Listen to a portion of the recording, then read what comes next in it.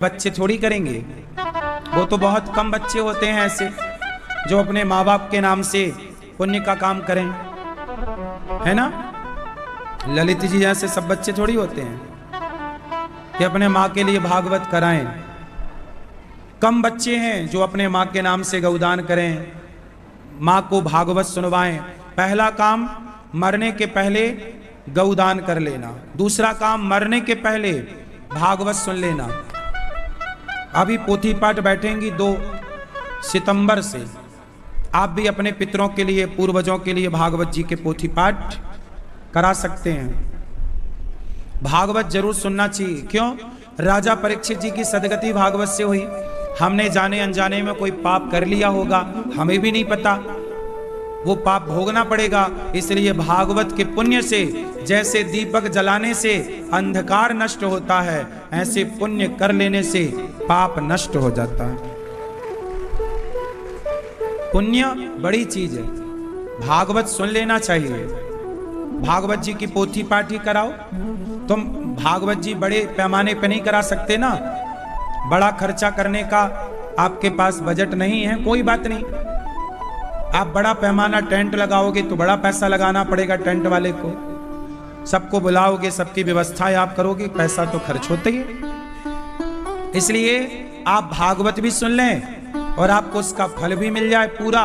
इसके लिए पोथी पाठ होती है यहाँ पर 2 तारीख से सितंबर में, 2 सितंबर से भागवत जी के पाठ बैठने वाले हैं। तो आप भी अपनी माता के नाम से, अपने पिता के नाम से कम खर्चे में भागवत जी के पोथी पाठ करा सकते हैं। एक जरा से खर्चे में पुण्य पूरा मिलेगा। 18,000 श्लोकों का पाठ होगा आपके संकल्प से, तो वही फल है, पर आपका खर्चा बिल्कुल ना के बराबर है। इसलिए भागवत जी जरूर सुननी चाहिए। अपने पितरों को, पूर्वजों को भागवत सुनवाओ। आप भी अपने नाम से पोथी पाठ बिठाओ, बच्चों के नाम से भागवत का पाठ, आपके नाम से। ये पुण्य का काम है, कर लो। पहला काम गौदान करना, दूसरा भागवत सुनना, और तीसरा मरने के पहले अपनी अपनी 13वीं कर लेना। जीते जी भाई, मरने के बाद 13 ब्राह्मण खवाओगे तो मरने के बाद 13 ब्राह्मण क्यों खवाना?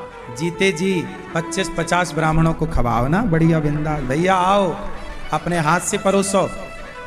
जीते जी बढ़िया दान पुण्य करो। गौरी गोपाल आश्रम में हजारों संत भोजन कर रहे हैं, आप भी संतों को अन्नदान करो। बच्चे पढ़ रहे हैं, आप भी बच्चों को अन्नदान। मरने के पहले अन्नदान, क्योंकि देखो मरने के बाद भी 13 ब्राह्मण खाते हैं, वो भी तो अन्नदान है। तो मरने के बाद बच्चे जो करेंगे वो तो करेंगे ही, वो तो प्लस है। आप भी जीते जीते करो ना। मरने के बाद के भरोसे ना बैठे रहना। कोरोना जैसे टाइम पीरियड में मर गए तो 13वीं भी नहीं हो पाएगी। पता नहीं कल कौन सा समय आके खड़ा हो। कोरोना काल में जो मरा, बताओ 13 ब्राह्मण भी तो नहीं मिल पाए ना, उनकी राख को तो गंगा भी नसीब नहीं हो पाई ना। बोलो हाँ।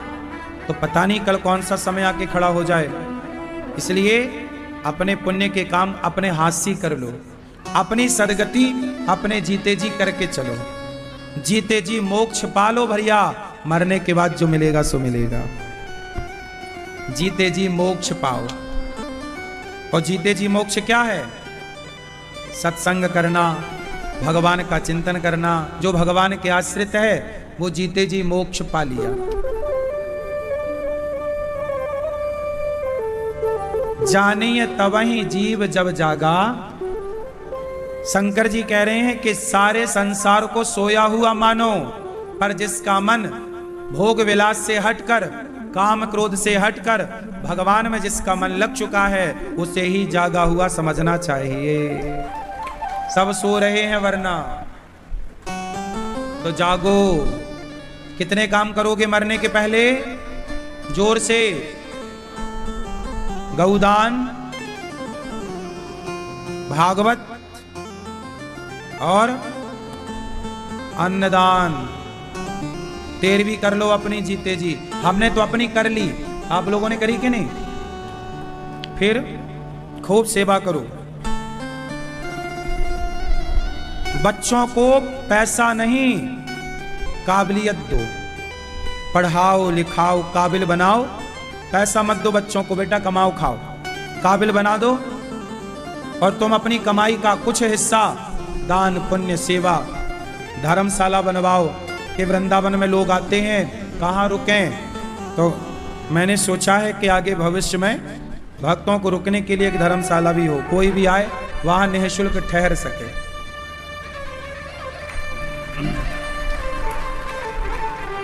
आजकल रुकने की बड़ी समस्याएं हैं, पैसा है तो रुक पाओगे। अब देखो धर्मशालाएं पहले होती थी तीर्थों में फ्री, सबके लिए, कोई भी आओ, तीर्थ यात्रियों के लिए। पहले के जमाने में राजा महाराजा लोग बड़ी बड़ी धर्मशालाएं बनवाते थे। पहले के राजा लोग कुआं खुदवाते थे, बावड़ियां बनवाते थे। कुआं खुदवाएं ताकि सारे लोग पानी पी सकें, अन्य क्षेत्र चलाते थे। सिंध के जेल में 20,000 राजा थे, 20,800। उन राजाओं ने भगवान से कहा, कृष्णाय वासुदेवाय हरये परमात्मने प्रणतक्लेशनाशाय गोविन्दाय नमो नमः।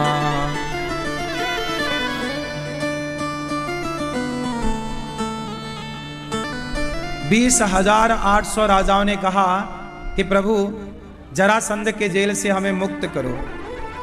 20,800 राजा जरासंध के जेल में थे। जरासंध को किसने मारा था?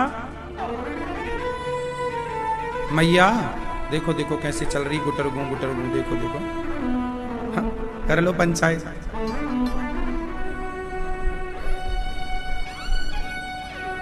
सुनो, जरासंध को किसने मारा था? मैया बताओ, हाँ बताओ जल्दी, किसने मारा? जरासंध को भीम भैया ने मारा था। किसने? जोर से, भीम। कैसे मारा? बीच से फाड़ा तो वो बार बार जुड़ जाए, जिंदा हो जाए। तब भगवान ने कहा कि कल युद्ध करते समय भीम हमारी तरफ देखना। तो भगवान ने एक तिनके को बीच से फाड़ा, उसके एक भाग को इस तरफ, एक भाग को। भीम भैया 27 दिन से युद्ध कर रहे थे पर विजय नहीं मिली। और अब की बार भगवान की तरफ देखा, अच्छा भगवान की तरफ देखा तो जीत गए। काम संसार का करो पर भगवान की तरफ देखते रहो। भीम भैया को इशारा किया, जरासंध को फाड़ा, उसका दाहिना भाग बाएं तरफ, बाएं भाग दाएं तरफ फेंका, मर गए।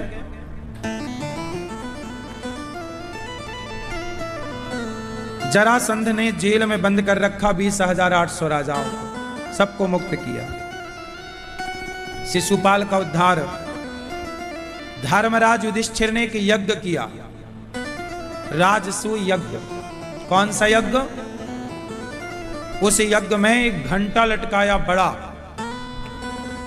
भगवान से बोला कि यज्ञ पूरा होगा, मुझे पता कैसे लगेगा? भगवान बोले ये घंटा बजने लग जाएगा।